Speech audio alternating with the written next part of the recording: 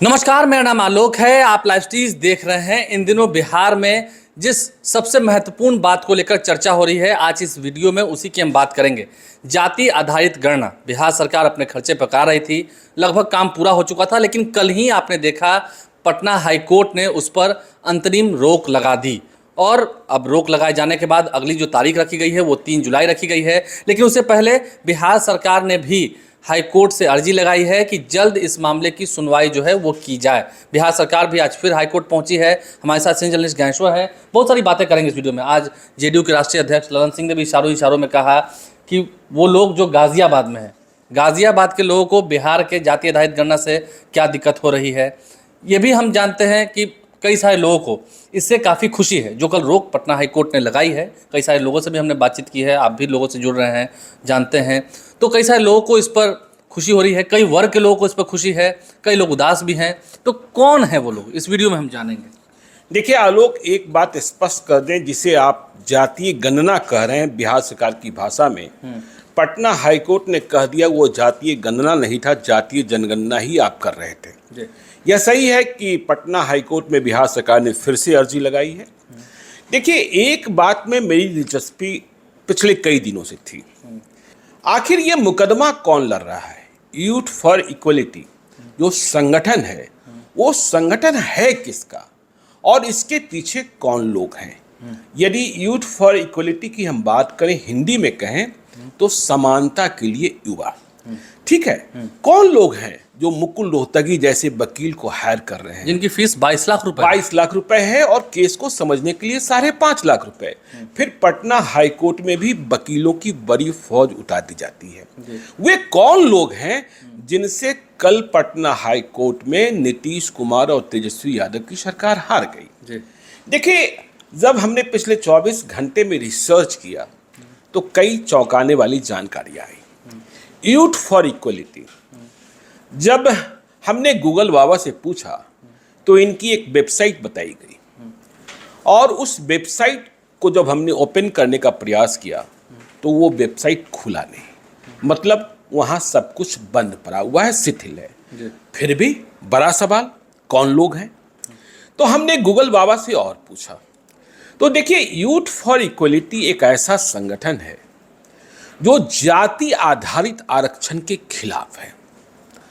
साफ तौर पर मानना है कि जाति के आधार पर आरक्षण नहीं होना चाहिए। आरक्षण का आधार आर्थिक होना चाहिए, कमाई होनी चाहिए। तो व्यवस्था जो की गई है संविधान में, भीमराव अंबेडकर ने की थी और आगे भी यह चलता रहा।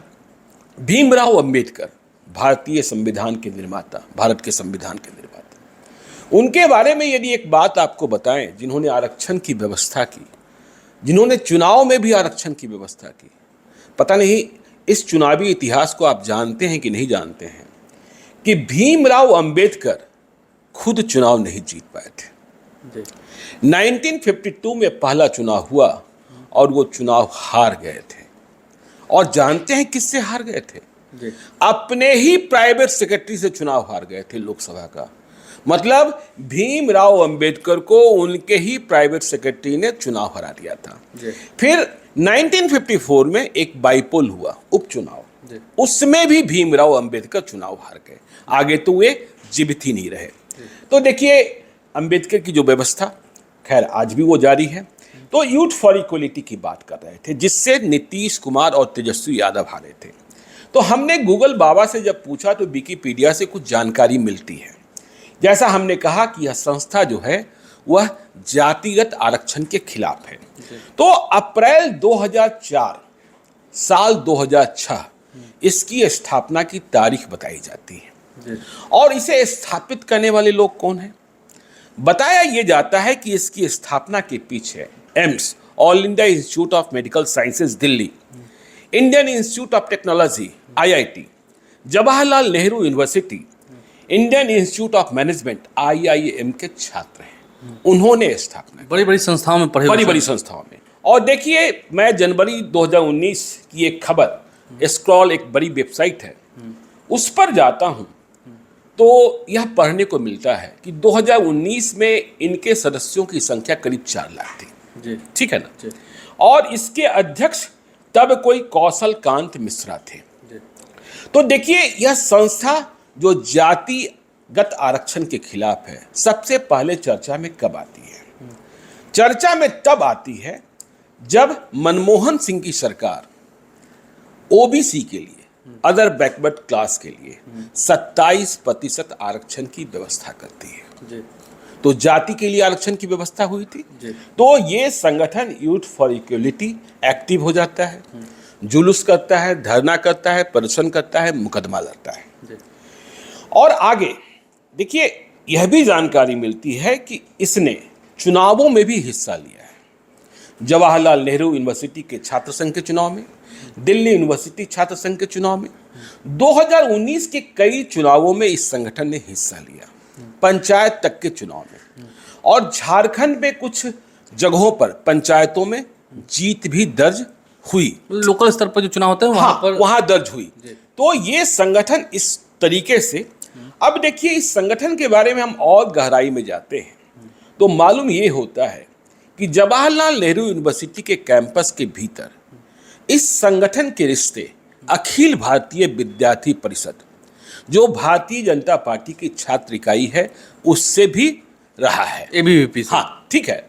लेकिन 2019 के उस आर्टिकल में, उस खबर में कौशल कांत मिश्रा का कहना था कि अखिल भारतीय विद्यार्थी परिषद के साथ रिश्तों को जोड़ा जाना ठीक नहीं है। हम ये भी देखते हैं कि ये जो संगठन है, जब ईडब्ल्यूएस को, मतलब सवर्णों को आरक्षण मिला, तब भी यह खिलाफ हुई, क्योंकि इसका मानना है कि जाति पर आरक्षण तो होना ही नहीं चाहिए। कास्ट के आधार पर, हाँ, कमाई के आधार पर आरक्षण, आर्थिक आधार पर, आर्थिक आधार पर, तो आरक्षण के खिलाफ।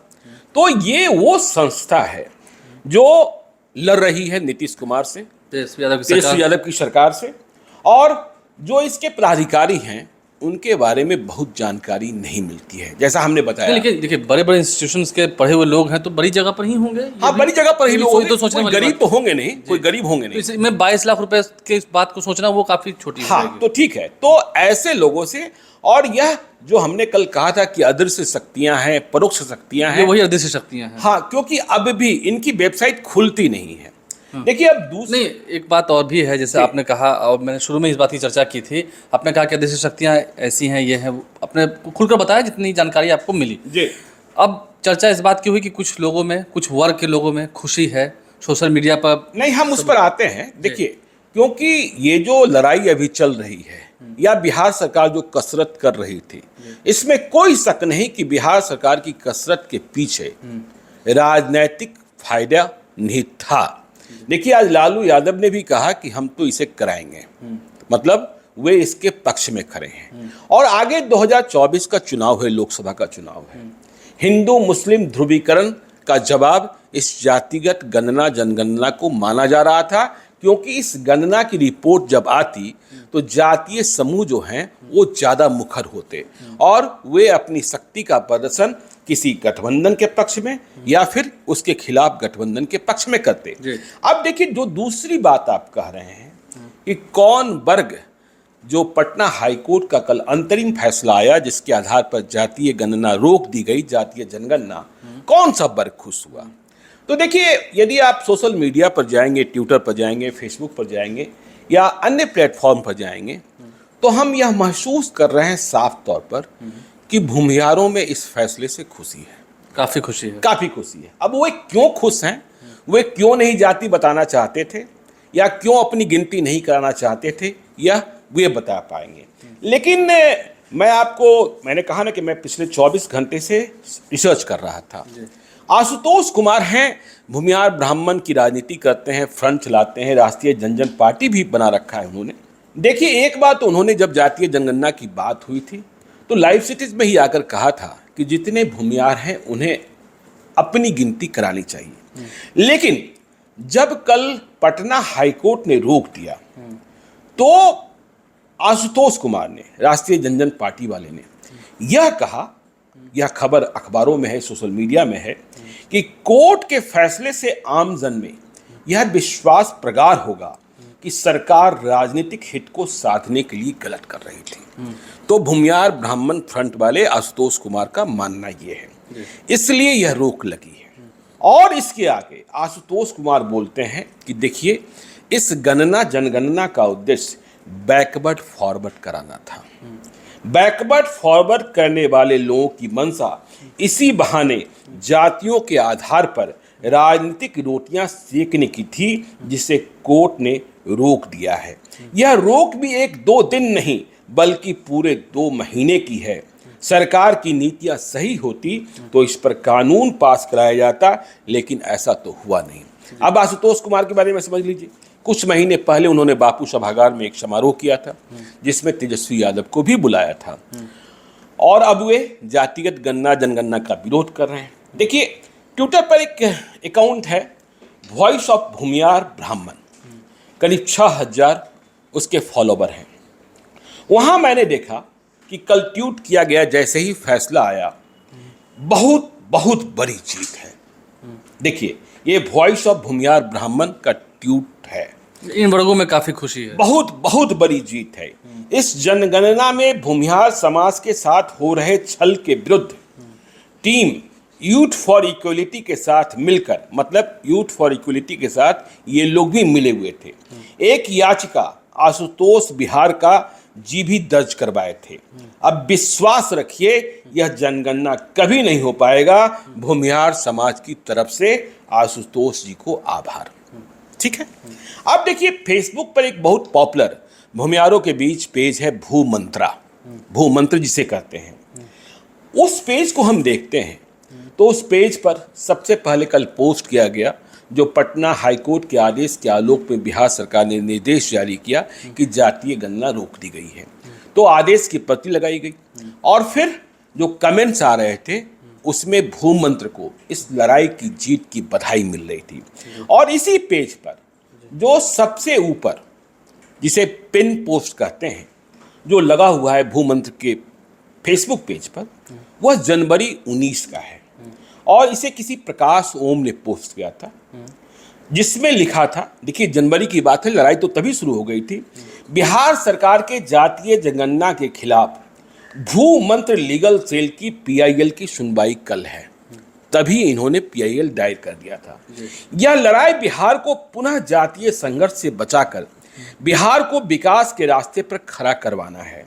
बिहार को सरकार सिर्फ वोट बैंक बनाए रखना चाहती है और लोगों को पलायन के लिए मजबूर।